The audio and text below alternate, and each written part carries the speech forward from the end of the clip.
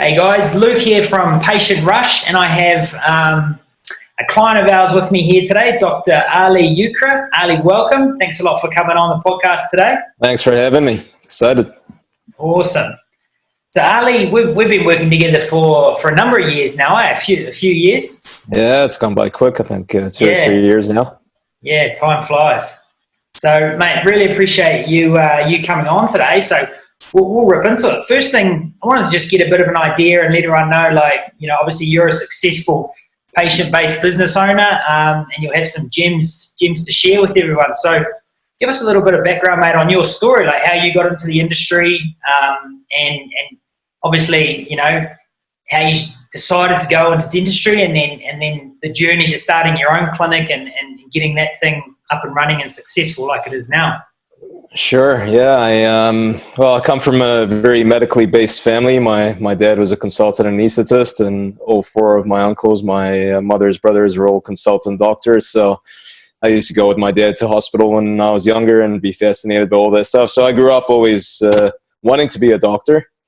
And it wasn't until I started getting close to going down to uni for my first year that I really had to think about whether it's medicine or something else. So when I was in my final year, we had a few family friends who were dentists, and all my uncles were telling me, and my dad was telling me, medicine's not worth it. It's a long road. It's hard work. What you put in is never what you get out. So, and we had a few family friends who were dentists, and they were, had a pretty good lifestyle. They were making pretty good money, and it's only, back then it was Monday to Friday. Now it's changed a little, and they seem to be working 7 days a week and Saturdays. But back in the day, it was Monday to Friday, 9 till 5, and pretty good life. So the lifestyle side started to appeal to me more and more. And once I got to uni, I figured, maybe dentistry is the way to go. And back then, it wasn't really very fashionable. I certainly see that change quite a bit in the last 10, 15 years. It's actually probably become a lot more popular than medicine. And I think it is because of that lifestyle. The word's kind of gotten out.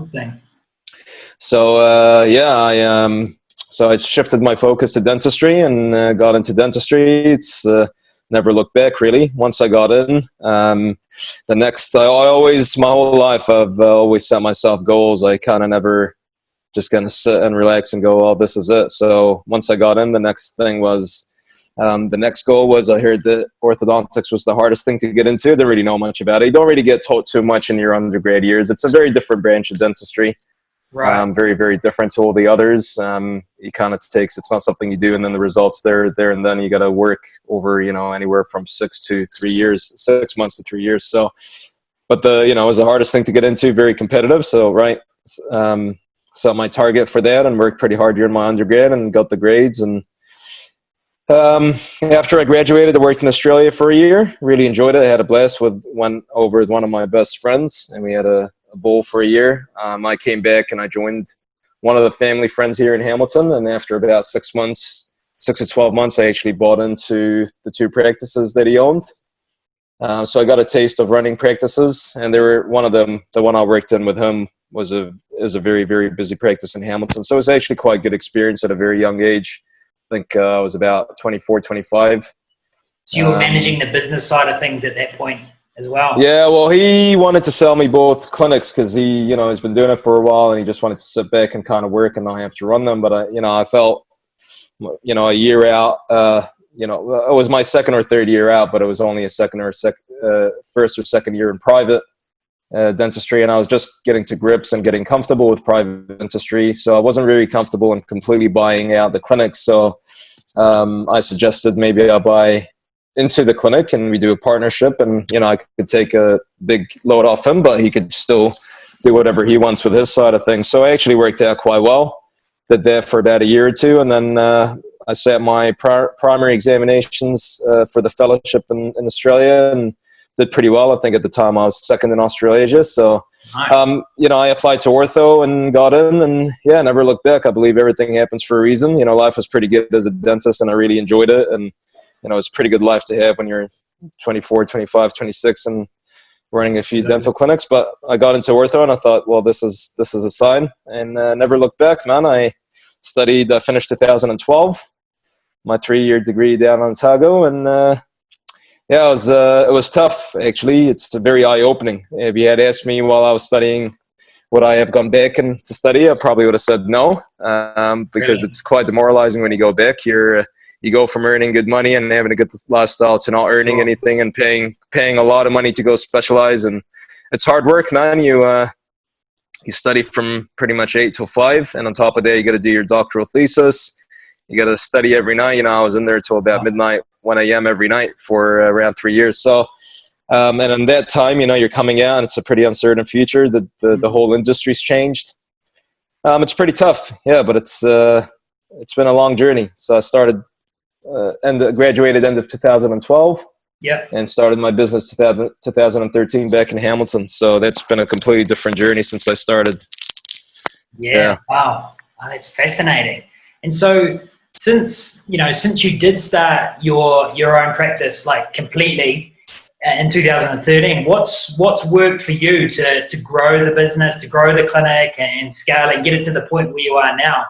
Yeah, look, it's a real journey, and when I look back, it always makes me smile and laugh in a way, because nobody would really believe how I started to where I am now with my clinic. So I'm graduating now in New Zealand. I mean, every place is different, but in New Zealand, as a specialist, there aren't really any big specialist centers. So you either, basically the two options is you buy somebody out who's retiring, or you got to start from scratch. And starting up from scratch these days is very, very difficult. It's not like 20, 30 years ago. You know, we come out with big student loans. There's a lot more competition now with general dentists doing orthodontics, you know, with the options like Invisalign and stuff like that. And it's very tough, you know. It's a very competitive market now, dentistry. So when I wanted to come back to Hamilton, which is my hometown, none of the orthodontists wanted to retire, and they all told me I was crazy for going back and there's not enough work, and they were very disparaging. But hey, it's my hometown. I had some connections there, so basically started from zero. All I had left in my bank account. So during that time when I was studying, it just became too much owning the dental clinics and specializing. So I actually sold my 50% share back to my partner.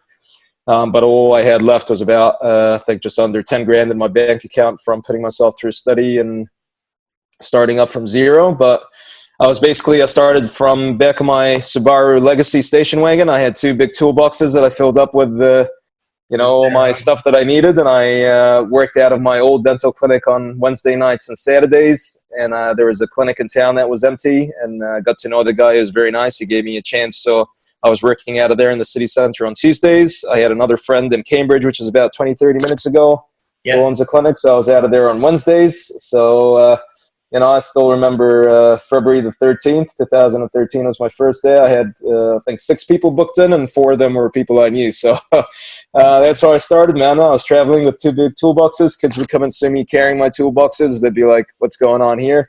Yeah. So I was like a mobile orthodontist, man. So that's what I started. I was my own orthodontist, receptionist, DA, everything. People used to call me on my phone, my mobile. I used to pull over on the side of the road and make my own appointments. That was my life for the first 6 months till I got one girl to help me, who was an old acquaintance from one of the old clinics. And steadily, man, built my name, built my reputation, started growing and growing, never looked back. So about 4 years later, I stumbled on a piece of land in the busiest part of Hamilton, North Hamilton, and built my custom-built clinic. And every year we've been getting bigger and bigger. So, that's kind of a brief but long intro into how I started. Yeah, awesome, mate. Yeah, you do have a great location. I've driven past a number of times. I need to call in.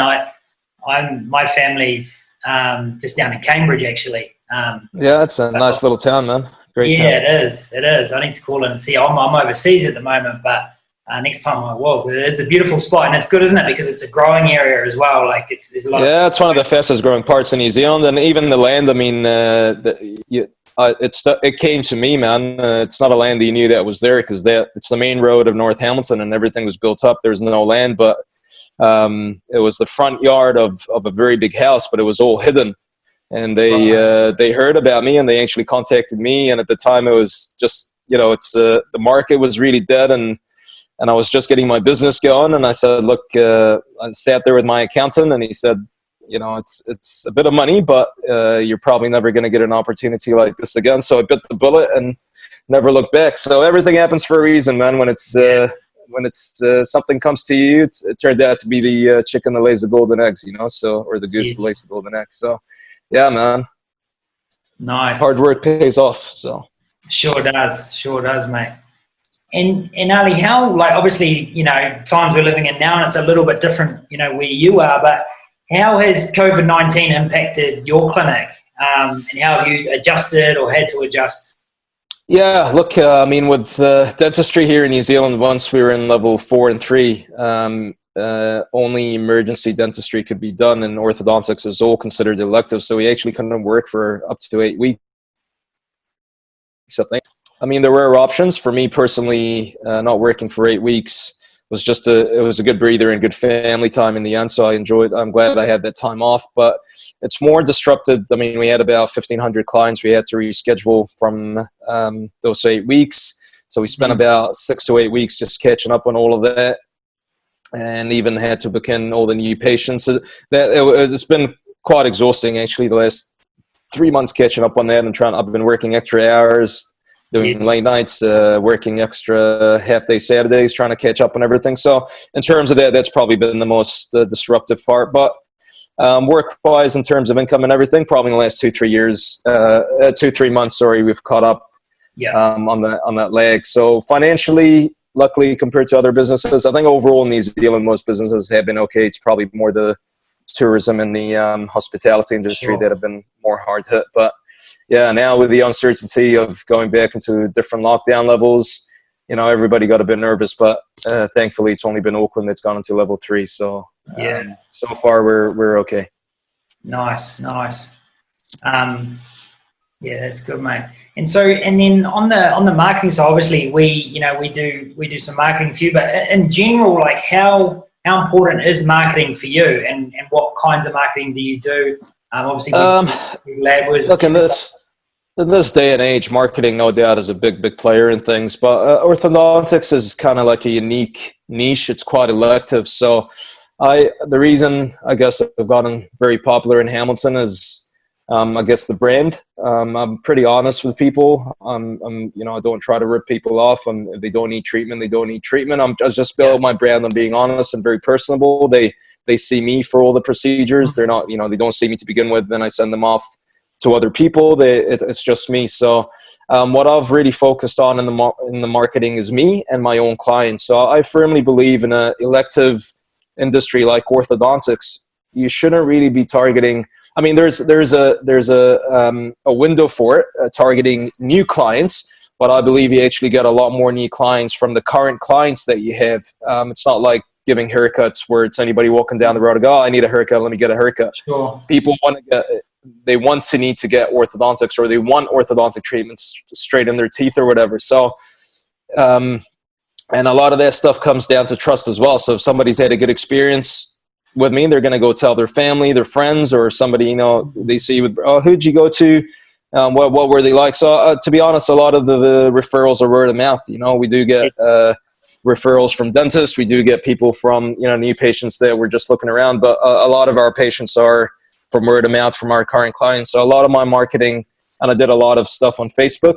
You know, it's very cheap and easy to reach over, but most of my marketing is purely that I do personally is all for my own current clients, and they've been my best source of referrals actually. So that's in orthodontics. I know every industry is different, but I found that's really been the best way for me to grow and continue growing as well.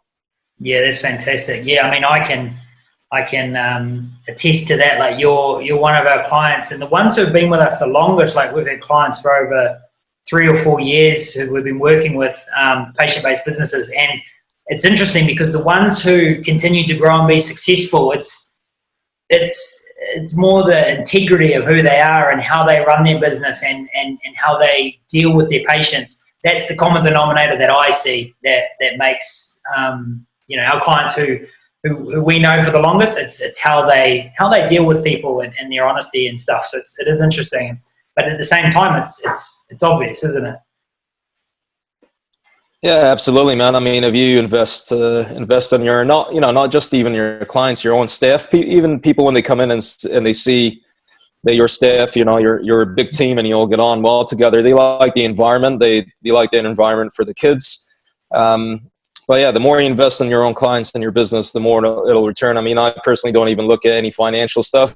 You could obviously see if you're getting busy and you've got a lot of new clients booking in that work's going well. If you're paying a lot of expenses buying new products and stuff because you're running out, then obviously you're doing pretty well in your business. So yeah, I mean, I've never been financially driven to do everything. I enjoy my job. I enjoy helping people. I do a lot of stuff on the side to help out people in terms of work-wise. I do a lot of free orthodontics and different things, whether it's through our association or personally through my clinic. But wherever I can, I'm trying to help out. So I never look at things financially. I just, this is going to be my job for the next 20, 30, 40 years. So I want to do something that I enjoy and do it in a way that I enjoy doing it as well. I don't want to, if you're just solely focused on financial side of things, I think you could really, might not enjoy it as much and really get caught up in all the figures and get stressed out about things. So you got to find the way you like to do things and stick to it.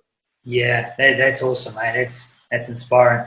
Oh, great. Just to wrap, mate, is there anything that you would suggest to someone maybe that's just getting started in their clinic, to get their business started or get it to that next level? Is there anything that, you would advise? Or, yeah, it's tough for anybody young starting out now. It's very competitive. It's a tough market, especially coming out now with all that's happening around the world economically.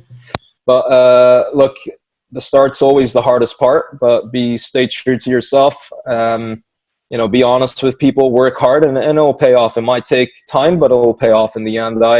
In those the first year or two, I don't think I personally went and visited every single clinic in Hamilton, in Cambridge, Matamata, all around the place, Te Awamutu, all around the region. And a lot of them said that's the first time any specialist has walked into our clinic. So, I worked very, very hard to introduce myself and to keep the integrity and really build my name and for people to trust what I do. So, yeah. The more work you put in, the more you get out. I'm a firm believer that no hard work ever goes to waste. It might not be immediate results. It might, it's not going to happen in a week. Every few months I get a referral from a new dentist that I never got one from before, and it surprises me. So, and might take a year, might take 2 years, but eventually if you stay true to yourself and, you do honest, hard work, then it'll pay off. It just sometimes needs to take a bit of time, a bit of patience. Yeah, that's great. Fantastic. Oh, thank you so much, Ali. Really appreciate your time, mate, and thank you so much for sharing your knowledge. Thanks a lot. No, thanks for having me. Always happy to help. Awesome. Cheers, mate.